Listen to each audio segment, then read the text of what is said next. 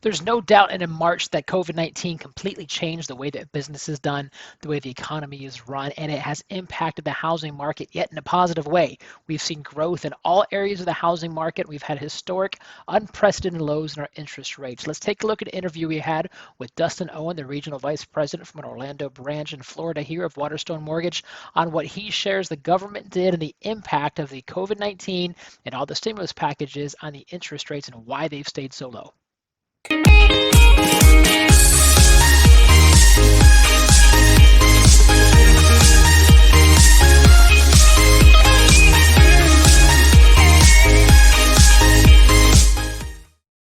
All right, welcome back, and I'm here joined with Dustin Owen.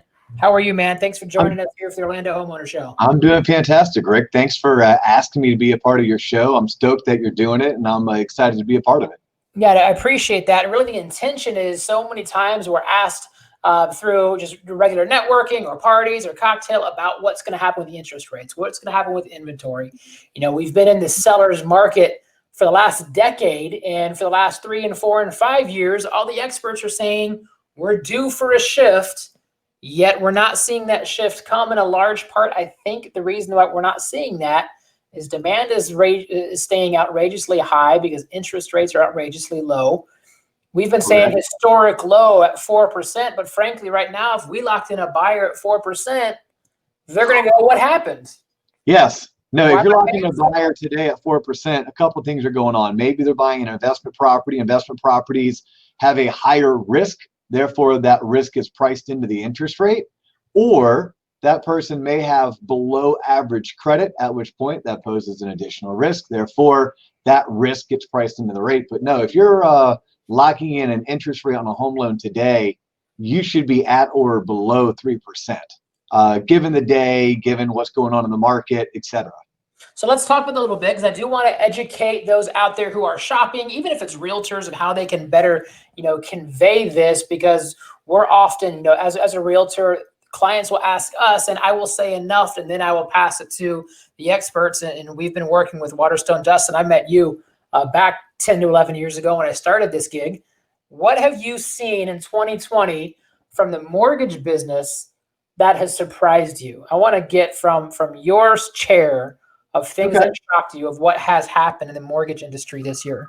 Yeah, no, and please know I'm an open book, so you can ask me just about anything. I'll answer just about anything, and I'll do my best to put my best foot forward and answer it honestly. And if you're watching this, please ask questions in the comments. We do see your comments, and so if you have any questions for Dustin or I, fire away. And as long as it's appropriate, we'll answer it. Perfect. So I'll start with a quick statement, and then I'll go back and answer your question about what we've seen here in 2020. One, when it comes to interest rates, a couple things to know. This first one, rates can do one of three things. They can go up, they can go down, or they can stay the same. All right? Only one of those is bad. Going up. Okay. Going down and staying the same, that's good. And I think it's very important to know when you're buying a house, I try to tell as many people, don't concern yourself with the rate, because you can't control the rate. Mortgage rates change daily. In fact, they change hourly, and they change daily and hourly based on what's going on in the mortgage-backed security market.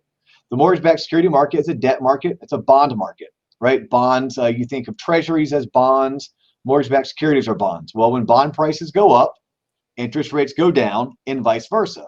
Well, just like Rick, neither you nor I can control the price of Microsoft or Tesla or Apple. We can't control what's going on in the bond market. So for me as a home buyer to sit at home worrying about what rates are going to do, it really does me no good.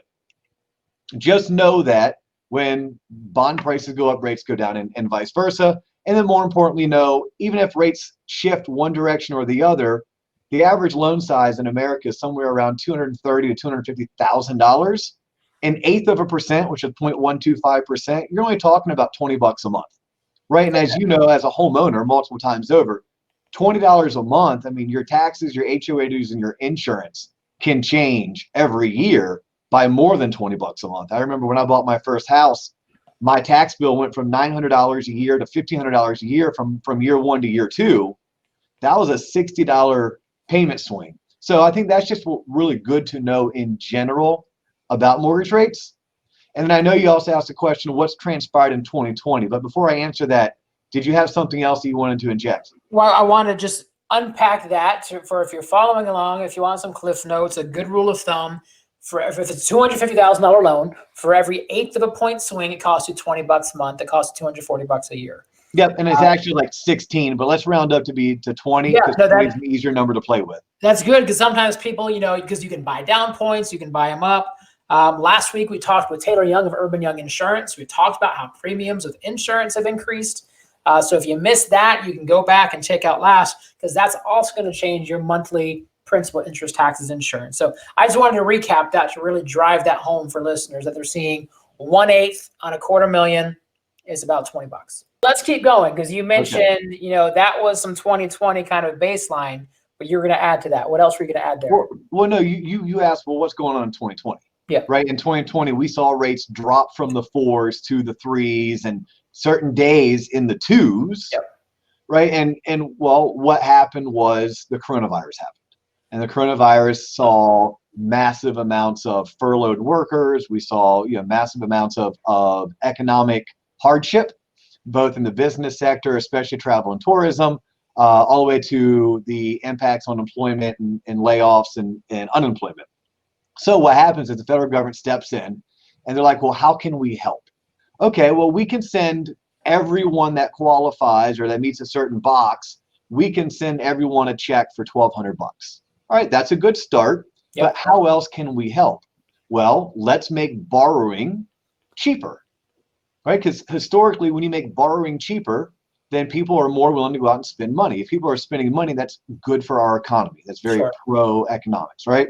So I mentioned earlier that mortgage rates are determined by the mortgage-backed security market or the debt market or the bond market. So it's not like the government can wave this magic wand, right? So they wave the wand and poof, rates go lower. That's not how it works. So what the Federal Reserve does, and they're giving the full support from the Congress and the Senate to do so, they go out and they state, well, we have X amount of dollars. We don't have a magic wand, but what if we can start purchasing these bonds? We can start purchasing these mortgage-backed securities. Well, by doing so, they artificially create demand. And we learned this in 10th grade economics, supply and demand. The minute you have more demand for your product, you can charge more for it. Sure. Or in a treasury or a debt instrument like a mortgage-backed security, when you have more demand, I don't have to give you that great of a rate of return. If you're a bond purchaser, well, so the Federal Reserve started buying mortgage-backed securities, and they're buying them, and they're buying them, and they're buying them like people buy iPhones when they're first released, like crazily. Sure. Well, all of a sudden, all of that demand increases the price of mortgage-backed securities and decreases the yield. The yield is your interest rate and my interest rate. So we saw mortgage rates drop by almost 100 basis points, or 100 basis points is 1%, okay, virtually overnight, or what seemed like overnight. As a result of COVID, as a result of the government stepping in to go, how can we help? How can we keep the economy afloat? Let's throw it a life jacket. Now, they've stayed low. I locked in a refinance with your company back in August. I locked it in at 265. Essentially, I had a waiting game with the lender who we're using over there. I said, I don't need to do it, but when you see it, lock me in. Yeah. Right? I was just patiently waiting, yet they've stayed low, and we've seen something hover that right now in today's market, it might be at 3, give or take a quarter of a point. So is the government still doing that, or do you expect them to take their foot off of that gas? No. Okay, so let's talk about what you expect to see. And no one's going to hold you to this because there's no crystal ball, because you don't know it. And if you did, you would be on a yacht somewhere, right? Yeah. If you could predict the market like that. So I say that all the time to people. I'm like, look, I can't predict where interest rates are going. And if I could, you and I wouldn't be having this phone call because I'd be on my yacht in Tahiti.